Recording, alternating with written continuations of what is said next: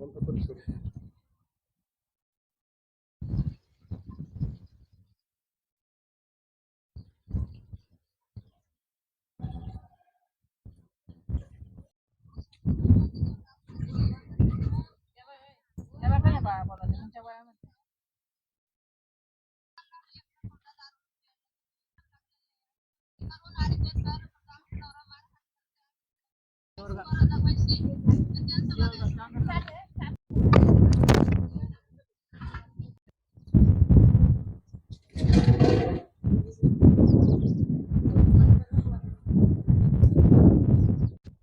ताई, काय सांगाल तुम्ही ह्या डोंगर परिसरामध्ये राहता, तुमची पाण्याची काय अवस्था आहे आजच्या?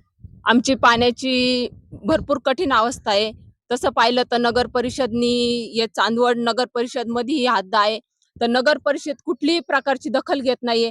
नगर परिषद फक्त आमची रस्त्याचं सुद्धा नगर परिषद कुठल्याही प्रकारची दखल घेत नाहीये. कारण की जे शेतकरी आहे त्या शेतकऱ्यांना पूर्ण रस्त्यामध्ये चाऱ्या मारलेल्या आहे. आमचे मुलं आज शाळा भरले आहे, पण शाळेत जाण्यासाठी सुद्धा मुलांना रस्ते नाहीये. आणि पाण्याचं जर पाहिलं तर पाण्याचं म्हणजे आमचं इतकं कठीण झालेलं आहे. 1-2 हंडे भरायसाठी 2-1 तास लागतात. सकाळी 6 वाजेपासून इथं नंबर लागतात, तर रात्री 8 वाजेपर्यंत नंबर लागतात. तेव्हा 2-3 हंडे भरता आणि तेव्हा आमचं पाण्याचं हे होतं. पण ती आम्ही छोटासा असं खड्डा उकरलेलं आहे, त्या खड्ड्यातून थोडासा झरा वाहतो. त्या झऱ्यात आम्ही नळी लावलेली आहे आणि त्या नळीमार्फत आम्ही बादली लावून ते पाणी काढतो आणि जे उर्वरित रात्रीचं पाणी असतं ते साठतं त्या झऱ्यामध्ये. पण ते पाणी पिण्याच्या काही लायक नाही, ते पाणी खराब आहे. तर ते पाणी आम्ही जनावरांसाठी, शेळ्या बकऱ्यांसाठी वापरतो, धुण्यासाठी वापरतो. आणि नगर परिषदनी आमची दखल घ्यावा आणि हे 60-70 जे घरं आहे ते लेकरं बाळ आहे, तर त्यांच्यासाठी नगर परिषदनी तातडीने टँकर पोच करावी. काय नाव सांगाल तुमचं? बोलू का? तुमचं नाव सांगा. छाया हनुमंत गुंजाळ. या या डोंगर भागामधून पाणी येतं आम्हाला. तिकडे नळी लावलेली आहे आम्ही. त्या नळीला बादली लावून पाणी ओढून हांड्यामध्ये भरतो आम्ही. सकाळपासून भरपूर लवकर येतो आम्ही, तर 4 वाजेपर्यंत आम्हाला टाइम लागतो. मग 4 वाजले का 5 वाजून जाते, 5 वाजले का 6 वाजते. मग 6 वाजेपासून हांडी भरायची, मग स्वयंपाक करायला जायचं घरी.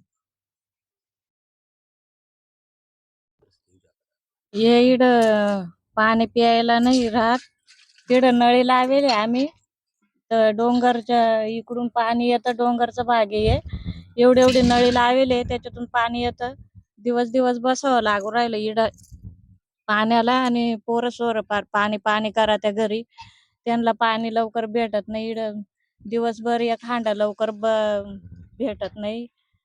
आणि या टँकर बी येते नाही, काय नाही. इकडं आम्हाला पाणी प्यायला नंबर लावावं लागत. इकडं सारे शेतकऱ्यानं चारी मारून ठेवली.